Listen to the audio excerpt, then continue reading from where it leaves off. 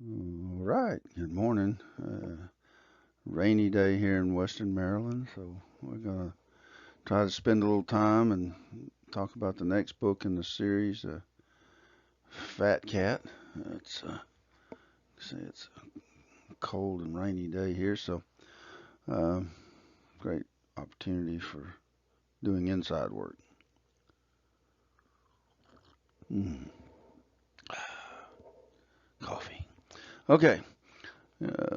Basically, the first couple of books that we've talked about were the first one is like, the message here in God, and coming to a belief in God. And then the second is, the able is to attempt to, free up your mind from all the other influences that are out there. Um, there's a lot of distractions in life, I guess is what we call them.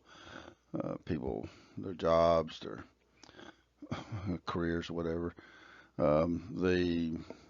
Just all the social media stuff with, um, sporting events and just all types of distractions.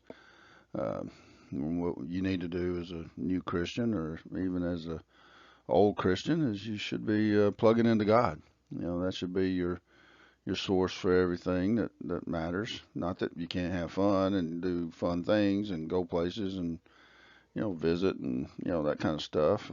It's all good. But when it becomes so much that you're just constantly running, running, running, running, you need to step back from that and say, look, what am I doing? And so those are the first couple of books. This particular book, Fat Cat, is set in Alabama, Huntsville, Alabama, to be specific. And so there's a little bit of local, things or aspects to the book that people who live there for a while they'll probably recognize, and so there's a benefit, from that. Um, and so, but it's the book's set back in a good old days, really, I guess, if that's what you want to call them, where a lot of electricity and medical care wasn't that great, and there was you basically had your chores to do, a couple, 2 or 3, 4 hours a day, except during harvest time. And basically the rest of the day was yours. You could go and do things. And so this is where that story it picks up at, is with Pat and her loyal companion, um, Laz, the cat. So, so that's a picture of Laz over on the left. Um, she was my library friend and companion, and she would come read books with me at night, and spend. She was born to be a cat, a library cat. I guess there's different cats for different reasons, but she was that, and so. That's the first image there is Pat. She's finished her chores. She's following the what we sometimes people down south and maybe other places call the primrose path. Primrose grows used to before they did weed killing and all the kind of things in the highway medians down there. It used to just grow wild all over the place. I can remember when we would travel by car to somewhere, there'd just be huge swaths of it all along the road and stuff. But that's all gone now. And so, she goes down to her favorite fishing hole, and there are a lot of people on different paths, and there's nothing wrong with that, I suppose. It's what's right for you. But if you've been called to worship the Creator God, and as most Christians have, and you've basically working to get the idols out of your life and all the other distractions, you might want to think about, what you eat. And I know that's a sensitive subject for a lot of people, but there's examples in the Bible. Specifically the one that most often comes to mind is Nebuchadnezzar and the king's food and Daniel. 10 days after not eating the king's food, you know, uh, Daniel and his companions were their countenance, their complexion or whatever, it looked brighter, looked healthier, and so they were able to demonstrate that a clean, healthy diet is beneficial. It's kind of interesting to note that Daniel wound up being a very, very old person in the Bible, and kings came and went, and that's all. I think there was a lot of hazards to being a king in the first place, but the lifestyle choices that they make probably led to an early er demise than would be necessary. And so this book kind of touches on that in a kind of a lighthearted manner. The first real scene you come to is that's a clue is there's the three craft there. There's Enterprise and Reliance and Endeavor. Enterprise and Endeavor were actual shuttle names. I actually saw the Enterprise come into Huntsville. I can remember standing out in a corn or a cotton field down there and watching it come in on the back of a 747. It was interesting because the same thing happened when I was stationed at Hill Air Force Base. It landed there one time, so we were all out there um, in the good old days, up on the roof of the building, watching it come in, and it was a sight to behold. And then there's Reliance, and the names of the boats, the captains are all the Hunt brothers, and so one of the Hunt brothers was John Hunt, and he was basically the founder, if you will, of Huntsville. But there's Laz. She's always excited about going fishing with her buddy Pat, and she's got her little pat pat tap tap kind of thing going on. She sees the fish in the water, and she's excited about it, and that kind of thing. Uh, Down in this neck of the woods down there's a big spring. I thought it was kind of interesting because here we have clear spring and big pool, and so I don't know if the people from here settled there or whatever and brought that with them and they decided to name it Big Spring or if it just came natural. But anyway, they catch this big old catfish, Pat and Laz do, and so they put it um, in a pot, Big Spring, for a vat, if you will. Book is, basically about cat and vat and pat and sat and mat and all these different words that, rhyme. So, it's that. How about that? Okay, I say. So then they have a question.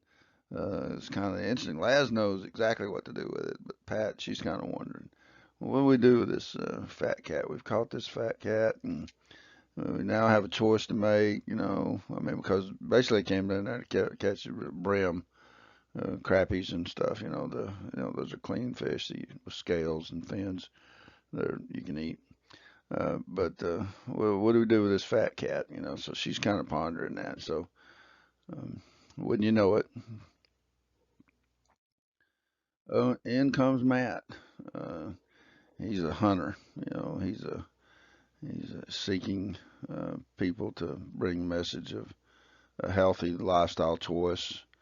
Uh, I just chose to put him in a baseball outfit because, well, back in the time that this was set, baseball was just beginning as a sport, and football really wasn't. I mean, I'm sure they were playing something like similar to it, but not the game of today. But and so he has the heart symbol is on there, which is one of the things you're supposed to be looking for in each of the books. You got a messenger, Pat. You got the rainbow in the second scene there, symbolic of God's mercy. This is the heart. I'll write the commandments on your heart. Um, so it's an acronym. Hunter, and it says happy heart, unhealthy part. It's like if there's something, some food or something you shouldn't partake of, your heart's not happy. No happy heart. What's tried and tested is exercise and regular exercise. And this is good for you. I mean, I had a pretty good workout yesterday myself. We got some donkeys on the farm now, and setting all that up, and water troughs and hay and feeding and all that. And in addition to all the other chores, stacking wood, there's a lot of exercise around here, and not a lot of distractions. So your mind can stay steady. You don't have a lot of induced anxiety that comes with living in more populated areas. So it's important to keep your mind, in addition to keeping your healthy body healthy and whatnot. It's good to keep your mind healthy also, have good mental health. Um, and so rural lifestyle kind of helps with that. Don't mean you have to live in the country, but you ought to at least, take an excursion to the country every now and then. Get out in the nature, hike about. Um, One of the parks in Huntsville is Monte Sano State Park, and so that's basically the the theme of this. Matt shows up and he encounters Laz and Pat, and they're pondering, what are we going to do with this cat? So the healthy mountain. Um, they're faced with a choice. The healthy mountain, Monte Sano, translates. It's a Spanish. I guess when the explorers came through, they named it, or the Indians or Alabama tribes or whoever were there called it the healthy mountain, and the Spanish called it Monte Sano. It's a really a neat place. When I was a kid, you could, I mean, it was 30, 40,000 people. You just take off, and unlike today where you got to have supervised play, we as kids, I mean, we were 10, 12 years old. We just took off and did things, right?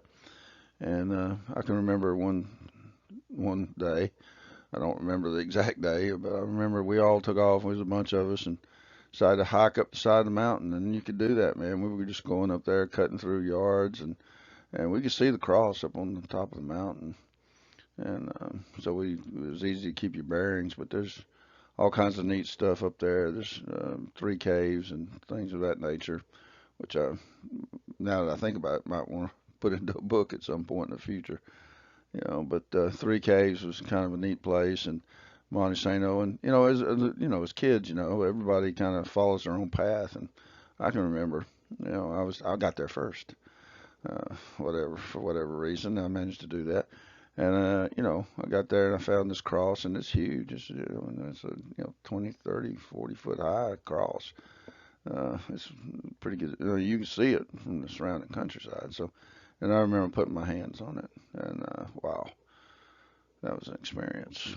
And so, um, I don't know. I'm not encouraging people to go up and put their hands on the cross at Monte Sano, but it definitely put me on a different path.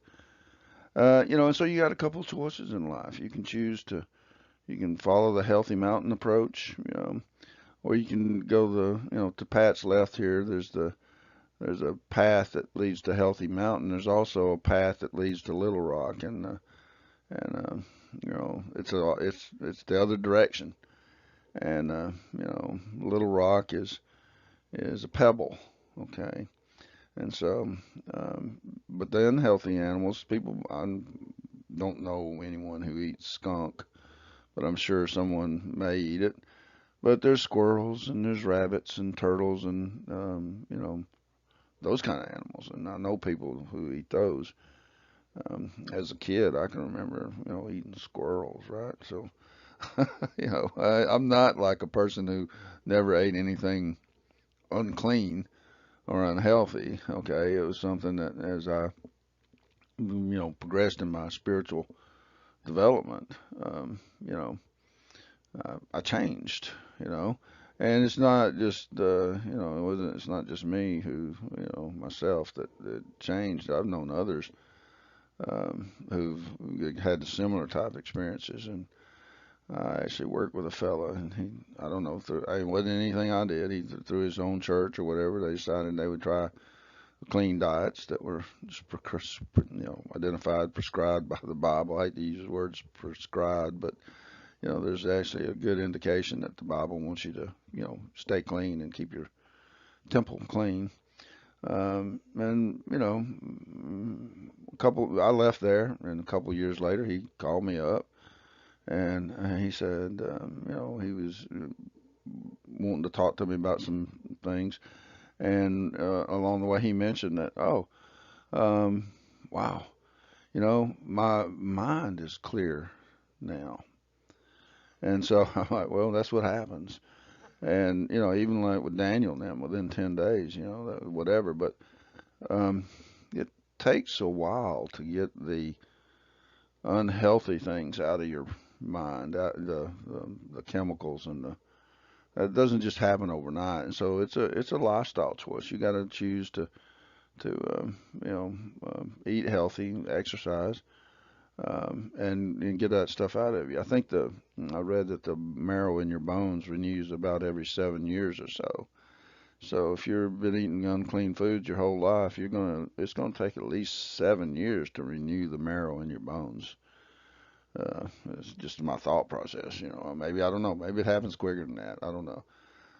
But once I can testify to this. Once you adopt a healthy lifestyle, your perception of the world and it changes, and your ability to think and critical thought and whatnot, it improves. I'm not saying there's going to be some type of miraculous, thing that occurs where you are now a rocket scientist, right, for instance, or something of that nature.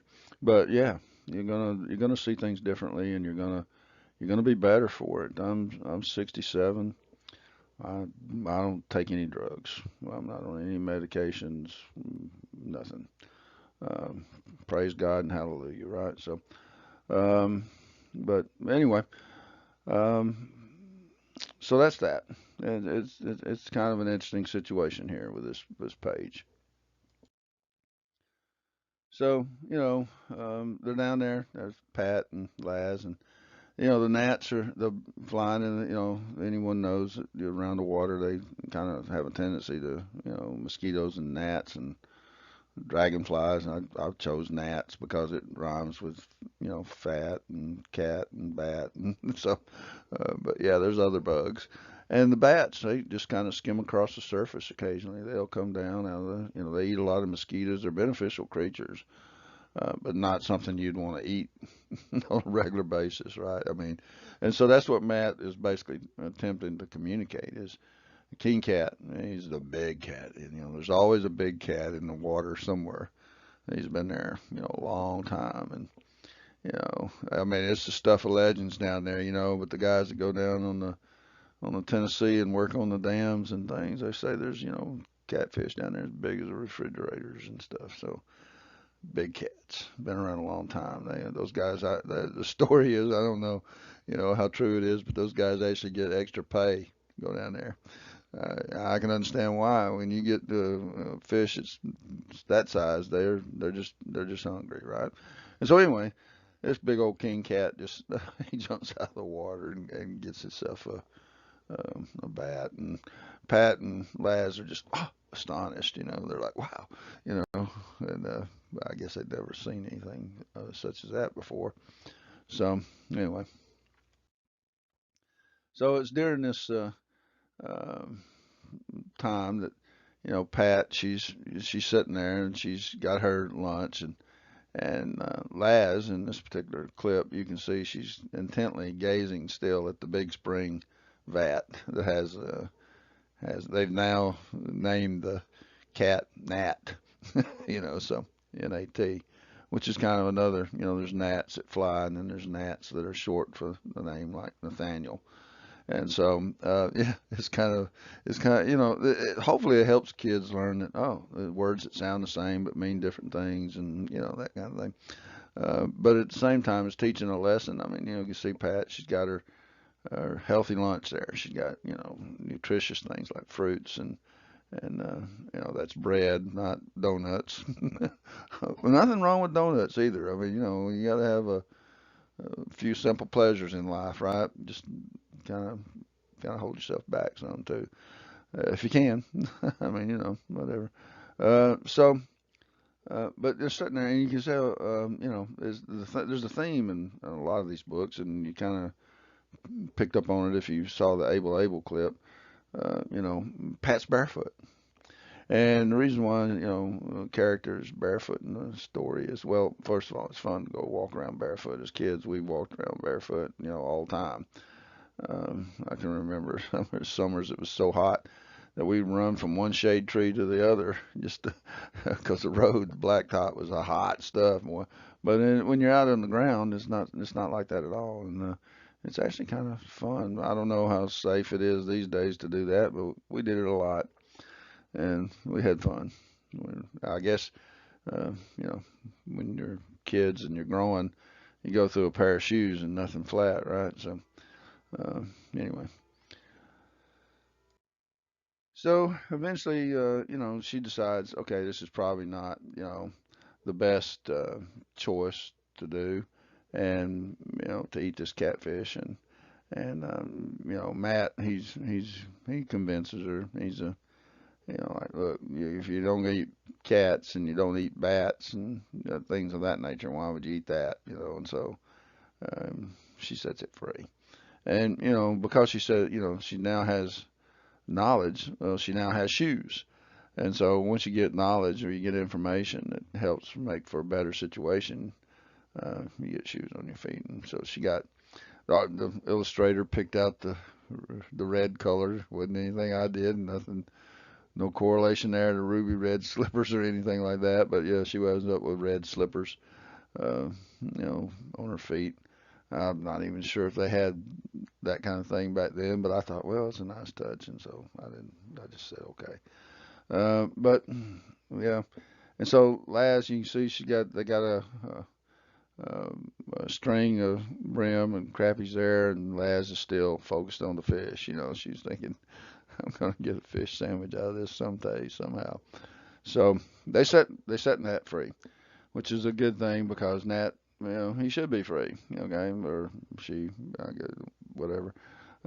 He got a boy name, so we'll go with it's a guy.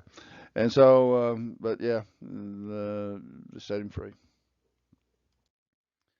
And so the book kind of winds up with, it's a little deep, but basically there's a scripture that says, look, just talk to God, help Him help you decide if the lifestyle choices as far as your diet and whatnot are correct. If you can go to God and He can answer you with, oh yeah, eat anything. Well, okay. Well, I'm not gonna get in the way of that, but I'm not sure that that's the way it reads in the Old or New Testament. As a matter of fact, I think somewhere around Acts chapter 15 basically says there's the for the Gentiles, if you're persuaded that that's what you are, there's certain foods you shouldn't eat. Basically anything strangled. And I mean, just that's not a good way for any kind of person or animal or anything to die. And there's a whole lot of you know hormones that are released, anxiety, fear, adrenaline, whatnot. That they're all in the food that you would be eating if you ate an animal like that. And basically, so you know, there was a process back then for creating food, I guess is what the word would be. And that process, you know, didn't involve strangling animals. They were properly butchered, if you will. And so uh, some people would say that that was kosher, the way they did things. So, so I think that's what they were talking about, that you should eat animals that have been properly processed and that kind of thing, not something that was, um, whatever. And so the other things is, keep yourself clean, morally pure, and that kind of. And so there's a kind of a, list of things that are listed there in Acts chapter 15 that you don't hear a whole lot of preaching about it. That's for sure. and you can kind of sort of just skip over it, I guess, because it doesn't fit the narrative that they want to present. It's kind of difficult to, you know, um, you know, um, to have a, Easter ham or whatever when there's no, it's supposed to be eating pigs. So, but whatever. And so, the back call, that's, spirit. And so if the spirit's, is spiritually revealing something to you, like it does to Pat here, she's now aware that she probably should tell other people. And so she's saying, preach the fish awareness story, which, and so during the course of doing this, I said, well, um, it's difficult to find food that hasn't been contaminated in some way. Okay. And the big thing now is PFAS. So that's the acronym you see there, PFAS, and so there's a lot of chemicals and additives and things, even that somehow managed to make it into your favorite, drink, because in different types of plastic containers, and so it's a battle. And it's not like, something that's just, oh, I can choose to do this and now I'm, all good. And that's, you could adopt a couple of approaches. I'm going to, work to, have glass containers or something. Or, well, it's just too much effort. I'm not going to do anything at all. And so that's up to you. I mean, but, teaching your kids at a young age to eat clean foods and to exercise, which, around here, my granddaughter, she don't have any problem exercising. I mean, she runs up and down the hills and, chases after turkeys and chickens. And I mean, she's just constantly running and going. She's a bundle. She's something to keep up with. And, but yeah, she's a lot of fun. And she's also,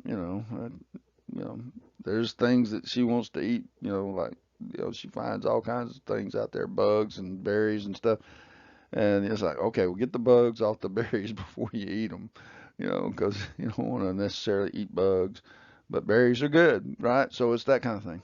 And so and there's that. And then, last, here in the closing scene, she's looking back out. She's looking out to the reader. And she's like, well, come on and follow us. Come on with us, So she's kind of she's kind of indicating, okay, stay where you are if you want to, but you could come and follow what we're doing. And so, so that basically is the gist of the story. Like I say, I mean, there's, the first, become aware of God. Then there's the get rid of the idols in your life, which is also an aspect of Acts chapter 15 as it relates to diet and that kind of thing. And then this, eat clean foods, take care of yourself, exercise regularly. I mean, if there's just something I'm not, wanting to get anybody's dietary thing or whatever, do what you feel you need to do. But if you just can't help yourself, you got to have like, catfish every now and then. Well, knock yourself out. Don't get me wrong. When I was in Alabama, I ate my share of catfish. There's no doubt that was a long time ago. But and so the sooner the other aspect of it is, probably the sooner that you decide that you want to change, what you consume, probably better for you. Because you will eventually get older. Trust me, and that happens to everybody. And so you'll get older and then you'll have challenges at that point in time. And so, my mom, she wasn't the most um, philosophical person, I don't suppose, but she was like, well, you need to take care of your body because when you get old, you're going to feel everything, right? So I always took that to mean, well, try not to break anything or, bruise anything too badly because it'll come back to, and it does come back on you. I mean, you get the aches and pains of old age. But in addition to that, you should, eat cleaner. So this is the third in the series of videos. We've got a couple more. The next one's Silly Millie on the race that everybody runs, and then Jane. and trumpet train. So hope you enjoyed this one, and we'll talk to you later. Take care. Only